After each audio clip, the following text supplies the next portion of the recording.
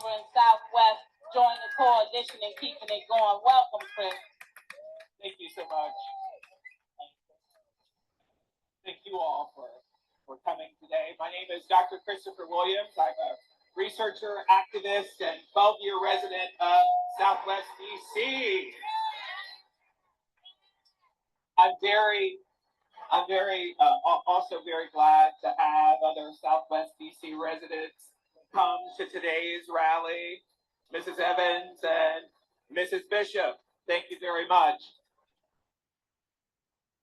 Today I've come to join this gathering to bear witness to the needless suffering in our lives and the lives of DC residents. We stand in an unshakable and an abiding faith in justice, truth, and democracy. When Jesus stood before Pontius Pilate, he proclaimed that he had come to the world to bear witness to the truth. And so it must be to join in the suffering for the gospel. We bear witness to the injustices around us here in 2024. Just as Paul and the disciples had done, just as enslaved people had done in 1848. I wear this hat inscribed with 1848 as a reminder to bear witness.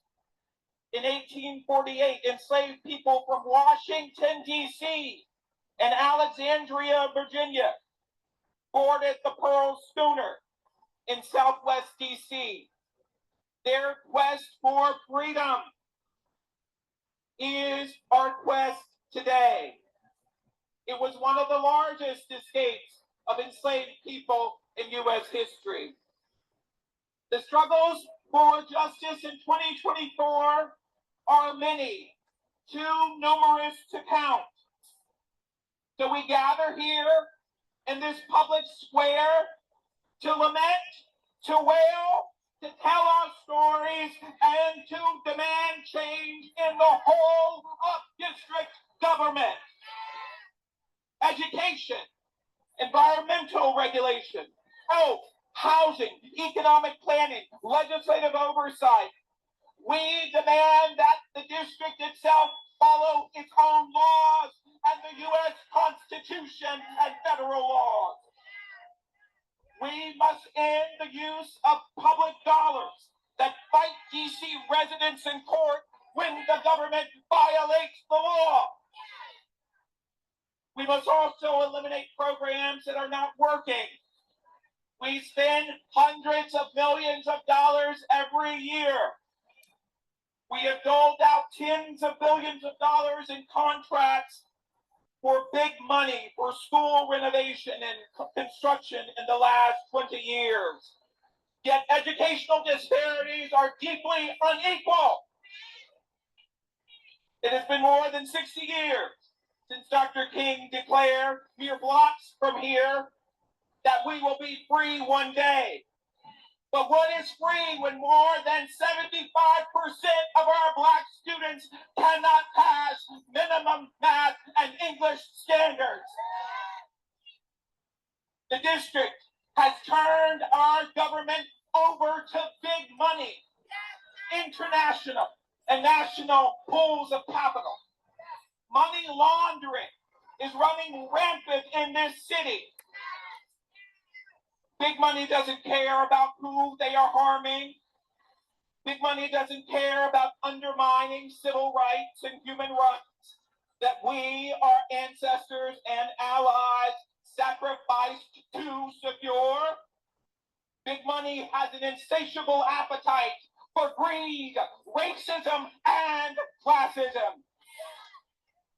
And the district is embracing this. Whatever big money wants, big money gets. When big money wanted to exclude or eliminate affordable housing in Navy Yard, at the wharf, and downtown, district government said yes, with pleasure. When big money wanted DC's economic policies to focus on attracting high income and white residents from outside the city, district government said, we will make it happen. When big money wanted government to approve and keep approving pollution permits next to Black communities, the government said, yes, we'll ignore environmental laws. When big money wanted displacement of public housing residents and to ghettoize communities to make way for luxury housing with a sprinkling of affordable housing, the district offered a fund and control over the housing authorities. When big money says that it's bringing low wage and seasonal jobs that don't need a college education, the district said, good. We don't need to fix our schools or to encourage business ownership. The district and big money have set about to remake Washington, D.C. Their vision is to extend segregation for it never ended, to ensure that wealth making is concentrated to the few and the privileged, to allow big money to build their wealth on the backs of native Washingtonians and low and moderate income residents, especially Black residents. This alliance between district government and big money must end. So today, we have come to bear witness that justice, opportunity, and equality must be restored and prevail.